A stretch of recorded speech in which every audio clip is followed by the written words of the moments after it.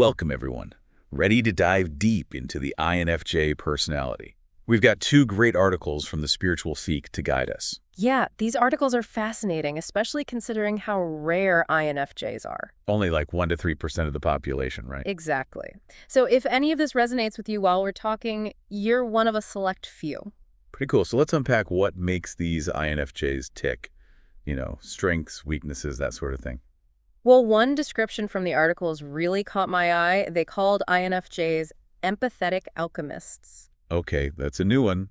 Yeah. Empathetic alchemists. What's that supposed to mean? Basically, they're not just understanding others' emotions, they help people process and transform them. Like turning sorrow into something positive. Exactly. The articles even mentioned some INFJs experiencing premonitions, about accidents or tough times happening to loved ones. Wow. It's like their intuition and empathy let them tap into others' emotions on a level most people can't imagine. But here's the thing that gets me. INFJs have this intense inner world, but outwardly, they often crave structure and order. Yeah, it's a total paradox. One of the articles even gave this example of, like, a messy desk in an otherwise super organized life. Huh. I can see that. So how do they handle that constant push and pull? It's a balancing act, really. It makes them complex, I bet. And that probably feeds into why they're often called protectors, right? Absolutely. They're driven to care for others, make the world a better place, not just protecting individuals, but, like, fighting for causes. So if you're listening and find yourself pulled towards helping others, standing up for what's right, maybe you've got some INFJ in you. Could be. Now, let's get into the nitty-gritty. Strengths and weaknesses, the classic INFJ combo. The Spiritual Seek had a whole list. Some really hit home for me. Of course, like with any personality type, an INFJ's strengths can flip into weaknesses. It all depends. So, their idealism is great if it leads to action, but if it creates unrealistic expectations, not so much. Precisely. And their sensitivity, while allowing deep connection, can also make them vulnerable to criticism. Finding that sweet spot between their strengths and weaknesses, that's the key, I guess. Exactly. And to dig deeper, we got to look at the cognitive functions, the building blocks of personality. The articles break it down into 4. Introverted intuition, extroverted feeling, introverted thinking, and extroverted sensing. Okay, lots to unpack there. Let's start with introverted intuition, their dominant function. What's that all about? Think of it as their inner compass. Helps them make decisions, see patterns others miss. It's almost like having a sixth sense. That explains that knowing thing they're known for. Right. And this often works alongside their extroverted feeling, which is where their empathy and concern for others kicks in. So they not only sense how others feel, but genuinely care. And sometimes, to a fault, they might prioritize others' needs over their own. That can be tricky. I can see that. They take on everyone else's feelings. Exactly. Then there's their tertiary function, introverted thinking. It provides logic, but often takes a back seat to their intuition and feelings. So it's there, but not always in the driver's seat. You got it. And finally, the least developed, extroverted sensing. This is where INFJs might struggle to stay present, living in the moment. Because they're so focused on future possibilities and their ideals. Exactly. Enjoying the sensory world or simple pleasures, that could be tough. Sounds like a lot to juggle. It is, but that's what makes them so fascinating. Speaking of fascinating, what about compatibility? Do certain types mesh well with INFJs?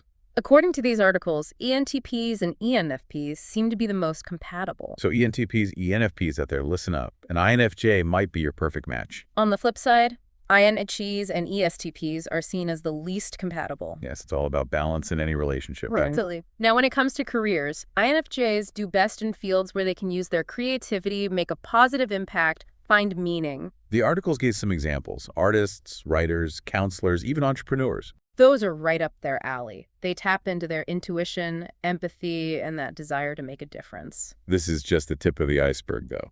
We've only just started to explore the INFJ personality. There's so much more to uncover. But that's for our next deep dive. So, building on those core INFJ traits, let's look at some challenges they face. One that jumped out at me was their tendency to internalize conflict. Yeah, that sensitivity makes them really attuned to disharmony, but they also absorb a lot of negativity because of it. And that can even affect them physically, right? I think the articles mentioned potential health issues from all that unaddressed stress. Exactly. So developing healthy coping mechanisms for conflict and stress, that's critical for INFJs. Things like setting boundaries, making self-care a priority. Precisely. It's that constant balancing act between helping others and protecting their own well-being. Good reminder that even the most empathetic people need to take care of themselves. Absolutely. Another hurdle for INFJs is that feeling of being misunderstood.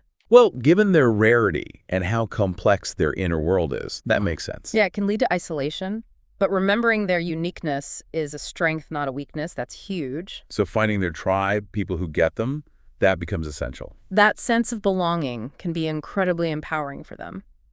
Now, switching gears a bit, what about growth opportunities for INFJs? The articles talked about developing their extroverted sensing. That function we said was their least developed. Right. It's all about becoming more present, more grounded, not always looking ahead, but actually appreciating what's happening around them. Engaging their senses, being in their bodies, experiencing each moment. Exactly. Another growth area is harnessing their idealism to create real change. Because they're definitely passionate about making the world better, but they need a way to channel that. It's about finding those practical steps, turning vision into reality. Requires action, sticking with it, maybe even collaborating, right? Absolutely.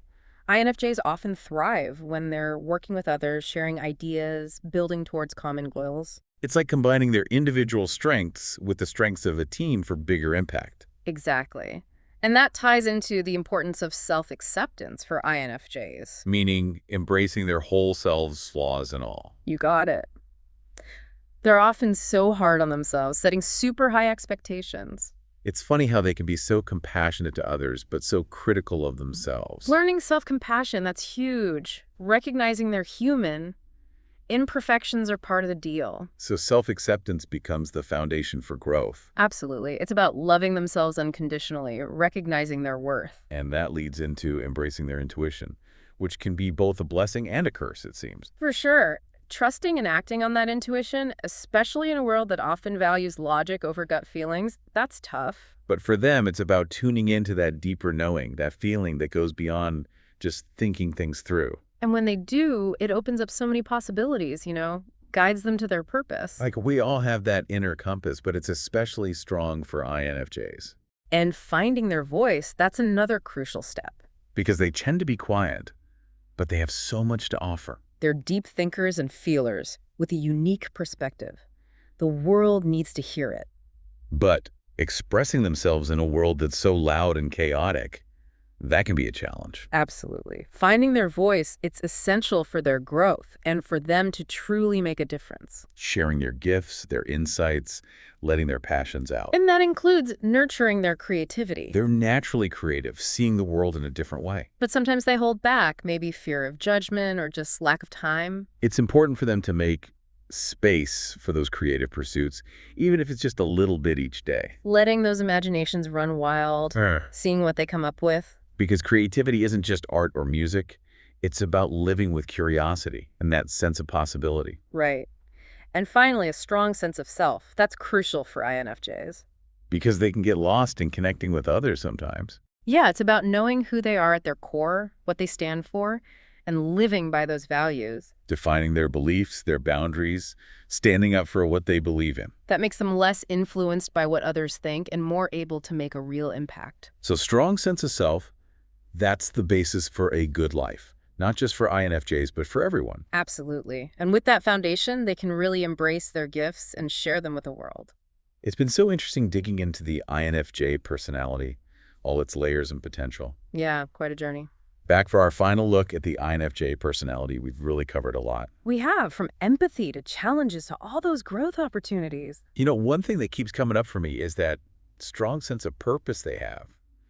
It's like they're wired to make a positive impact. Yeah, that deep calling to help others, fight for what's right, make the world a better place, it's definitely there. Makes me wonder what our listeners can take away from all this, even if they're not INFJs themselves. That's a good point. I think first and foremost, it's about recognizing the power of empathy. How vital it is to truly connect with others on an emotional level. To see things from their perspective, remember, we're all human. Exactly. And then there's the importance of intuition. INFJs show us that there's a deeper knowing that goes beyond logic. Like tapping into a wellspring of wisdom that's always there if we know how to listen. Right. And finally, I think the INFJ reminds us about the power of being genuine. They stay true to themselves, even when it's hard. That's inspiring. To embrace who we are, live by our values, be authentic. Living authentically not only makes our own lives richer, but it can inspire others too. As we wrap up, do you have a final thought for our listeners to ponder? Well, considering all we've learned about INFJs, how can we each bring more empathy, intuition, and authenticity into our own lives? That's a great question to leave everyone with. Yeah. Because even if we're not all INFJs, we can learn from their strengths and try to cultivate those qualities. It's all about personal growth, becoming the best versions of ourselves. It's exactly. Thanks for joining us on this deep dive into the world of the INFJ. Hope you found it insightful. And remember, the world needs what you have to offer, so go out there and make it happen.